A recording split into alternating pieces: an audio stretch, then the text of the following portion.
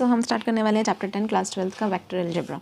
तो इसके first page में ही आपको स्केलर्स और वेक्टर्स की बात बताएंगे। स्केलर क्या होता है, जिसमें सिर्फ मैग्नीट्यूड की ही ज़रूरत होती है और इसमें डायरेक्शन का कोई मीनिंग नहीं होता। ठीक है, तो इसमें इन्होंने यही लिखा है कि सपोज मस्कुलर स्ट्रेंथ अपने कहीं पे भी अप्लाई कर रहे हैं ना, तो उसके लिए कोई डायरेक्शन जो है अगर नीडेड होगी तब उसको वेक्टर बोल दिया जाएगा। अगर विदाउट डायरेक्शन है तो उसको स्केलर ही रहने दिया जाएगा।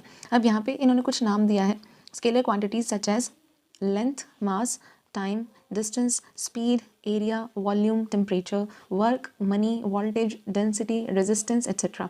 तो ये सारे जो हैं इनमें किसी में भी हमें डायरेक्शन की ज़रूरत नहीं है। लेकिन वेक्टर क्वांटिटीज़ कौन कौन सी है? डिस्प्लेसमेंट। आपने ये 9th क्लास में पढ़ा होगा कि डिस्टेंस होती है, suppose I am coming back to the original position, तो ये डिस्टेंस है। Suppose this is 100 and again 100, so it is overall 200।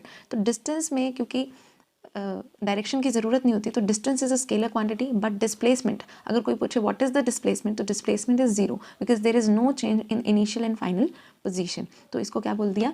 Displacement, जिसमें ज़रूरत पड़ती है डायरेक्शन की। वेलोसिटी, वही स्पीड में यही डिफरेंस है। अगर स्पीड आता तो आप इसको क्या बोलते हैं? Scalar quantity. Speed can be any, but velocity आ गया तो vector. V for velocity, V for vector, ऐसे याद रखिए। Acceleration, force, weight, momentum and electric field intensity, ये सारे वर्ड्स जो आर्ट्स या कॉमर्स के स्टूडेंट्स ने मैथ्स रखी है उनको भी याद रखने पड़ेंगे। अब नेक्स्ट बात करेंगे सम बेसिक कंसेप्ट की, जो आपको एक ऐसे लाइन शो करनी पड़ेगी इस चैप्टर में वेक्टर अलजेब्रा में। इसको बोलते हैं डायरेक्टेड लाइन। डायरेक्टेड में ये जो लाइन का एंड होता है इसको बोलते हैं टर्मिनल वैल्यू, ये आपको टर्मिनल पॉइंट बोल सकते हैं। और जहाँ से हम ये शुरू करते हैं, इसका ये जो पॉइंट है इसको बोलते हैं इनिशियल पॉइंट। इनिशियल करना मीन्स इनिशिएट करना या स्टार्ट करना। तो स्टार्टिंग और एंडिंग पॉइंट का नाम क्या रखेंगे? इनिशियल और टर्मिनल। तो आगे जितने भी हम एक्सरसाइज में वर्ड्स बोलेंगे तो इनिशियल और टर्मिनल करके ही बोलेंगे। ठीक है, तो ये देखिए आपको directed line, this is the direction of the line even if the direction is any, but हम अपने वेक्टर को हमेशा इसी डायरेक्शन में, वेक्टर का साइन कभी भी ऐसा नहीं होता। ठीक है, so this is considered wrong. Directed sign तो यही होगा, बाकी आप इसको नेम दे देंगे। Suppose this is from B to A, you will say it be A vector, and this is from A to B, you will say it A B vector. You can change the name, आप name change कर सकते हैं, लेकिन इसके ऊपर जो vector sign है वो हमेशा क्या रहेगा?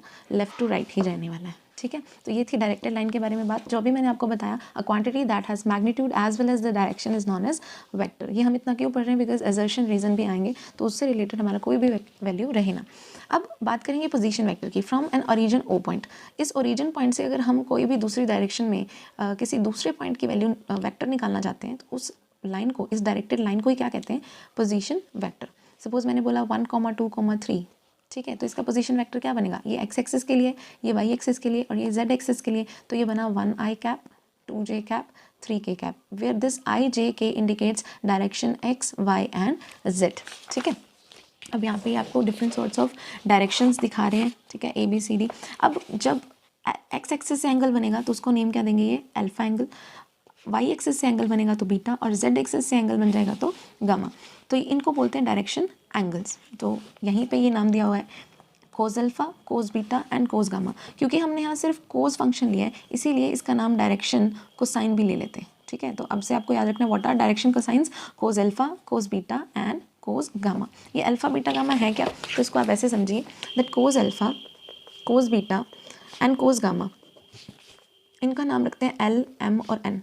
ये एक्चुअल में क्या होता है? जब हम एक्स एक्सिस को, वाई एक्सिस को और जेड एक्सिस को, ठीक है, एक्स, वाई और जेड को तीनों डायरेक्शंस के स्क्वायर रूट से हम डिवाइड कर देते हैं। ठीक है, तब भी आप इसकी वैल्यू निकाल सकते हैं X square, Y square, Z square के रूट से। अब मैं इसको ऐसे समझाती हूँ। Let A vector is a vector which is X I cap, Y J cap and Z K cap.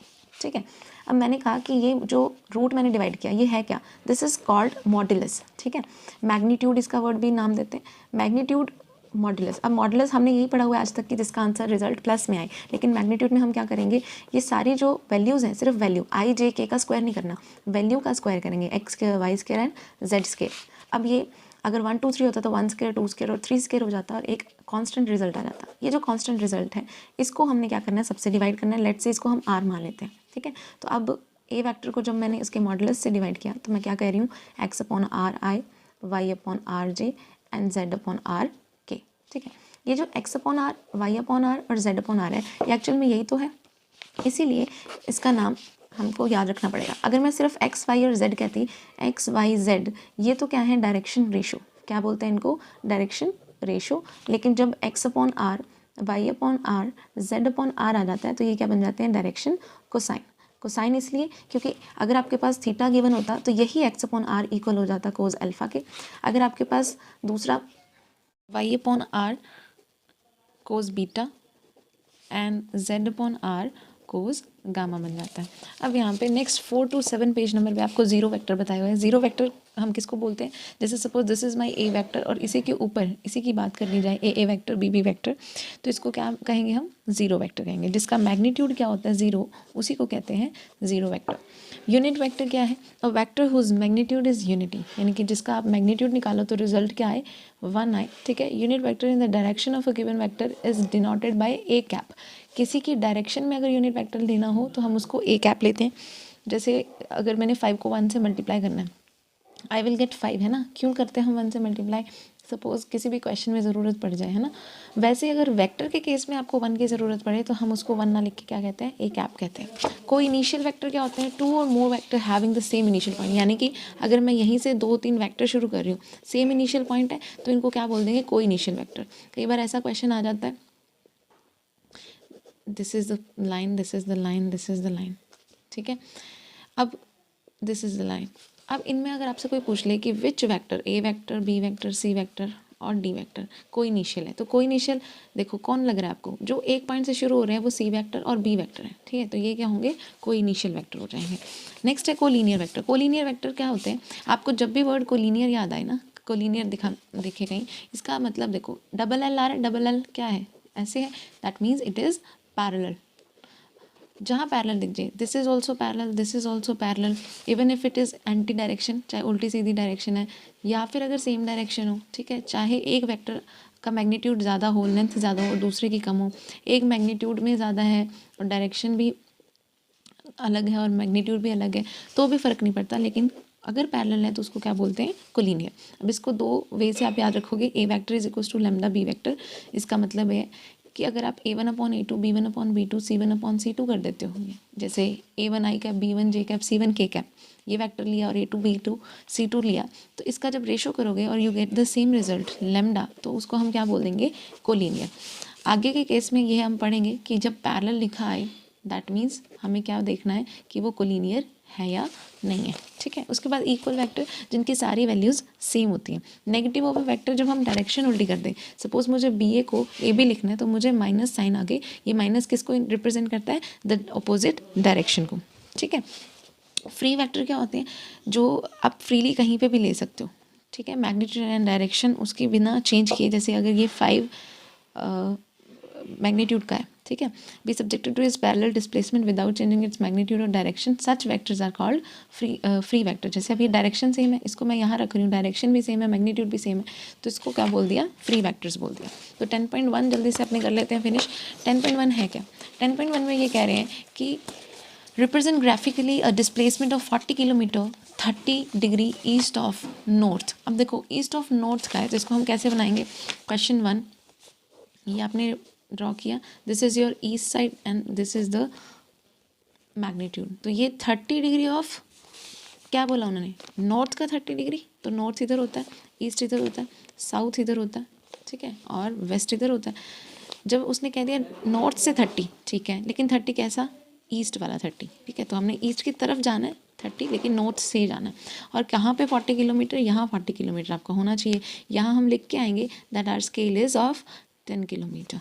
Then उसके बाद है second question, classify the following measures as scalar and vector. तो इसको तो मैं सीधा ही बता देती हूँ, 10 kg, ठीक है, is a scalar quantity because it involves only magnitude, इसमें सिर्फ मैग्नीट्यूड है। Second is 2 metres north west, तो डायरेक्शन आ गई, तो ये क्या होगी, वेक्टर क्वांटिटी होगी। Third is 40 degree, now 40 degree can be in any direction ना, उसको किसी डायरेक्शन की तो ज़रूरत नहीं है, 40 कैसे भी हो सकता है, तो ये स्केलर क्वांटिटी।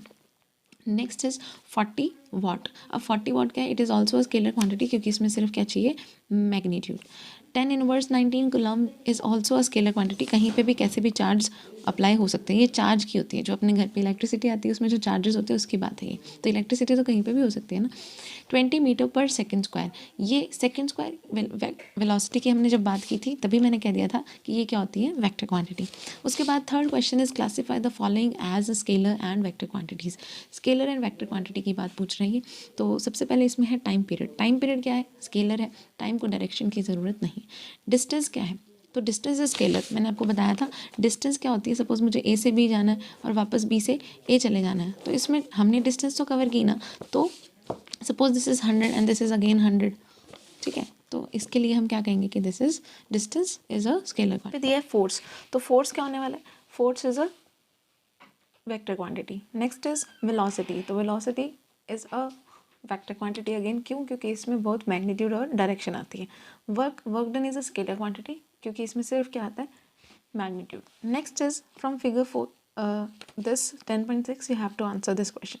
को इनिशियल वेक्टर, देखो को इनिशियल जो हमने डेफिनेशन पढ़ी है दैट इज कि जो एक पोजीशन से स्टार्ट हो, एक ही इनिशियल पॉइंट हो। तो यहाँ पे इनिशियल पॉइंट क्या है, किसका सेम है, that is a vector and D vector. पीछे आंसर में शायद कुछ मिस्टेक हो सकती है, तो आप ये देखिए, खुद का लॉजिक लगाइए कि जहाँ से इनिशिएट हो रही है कुछ चीज़ तो वो सिर्फ यही है। यहाँ नहीं हो रही, यहाँ टर्मिनल इनिशियल आ गया, टर्मिनल इनिशियल, टर्मिनल टर्मिनल, लेकिन जहाँ इनिशिएट हो रही है वो कौन है, A vector and D vector. उसके बाद इक्वल वेक्टर। इक्वल वेक्टर क्या होते हैं, जिनकी डायरेक्शन एंड मैग्नीट्यूड सेम होता है। तो यहाँ पे देखो डायरेक्शन सेम है और मैग्नीट्यूड सेम है। ये इक्वल नहीं है, क्यों, क्योंकि इसकी डायरेक्शन ए वेक्टर की राइट, इसकी लेफ्ट है। नेक्स्ट इज को लीनियर बट नॉट इक्वल। ऐसे वेक्टर जो को लीनियर हो पर वो इक्वल ना हो, तो ऐसे कौन है, ये देखो, ये पैरेलल तो है लेकिन ये इक्वल नहीं है। क्यों, क्योंकि इनकी डायरेक्शन चेंज है। और को लीनियर के लिए सिर्फ क्या होना होता है, पैरेलल होना होता है। Next is answer the following as true और फॉल्स। अब यहाँ दिया है A vector and minus A vector are collinear. This is true, क्योंकि इसका डायरेक्शन का फ़र्क नहीं पड़ता। हमने अभी देखा था कि if it is a vector, इसी का जस्ट अपोजिट ए वेक्टर माइनस वाला है, minus is showing the direction, तो इसका कोई फ़र्क नहीं पड़ता, पैरेलल तो है ना ये, तो this is true.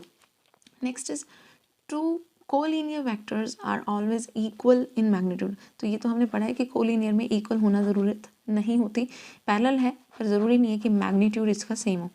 Third one is two vectors have same magnitude are collinear.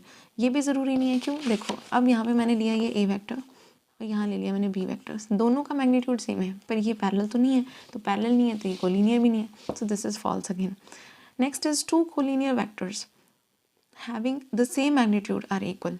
ये कह रहा है कि जिसका सेम मैग्नीट्यूड होगा वो क्या होंगे, इक्वल होंगे। अब देखो मैग्नीट्यूड तो इसका भी सेम है पर क्या ये इक्वल है, ये इक्वल तो नहीं है ना, डायरेक्शन ही अलग होगी। A vector is not equal to minus A vector, equal थोड़ी होगा, चाहे पैरेलल है चाहे मैग्नीट्यूड सेम है, लेकिन डायरेक्शन तो चेंज होगी ना। सो these were the questions of 10.1. Now we will start 10.2 in next video. Thank you so much. Do subscribe and share. Thank you.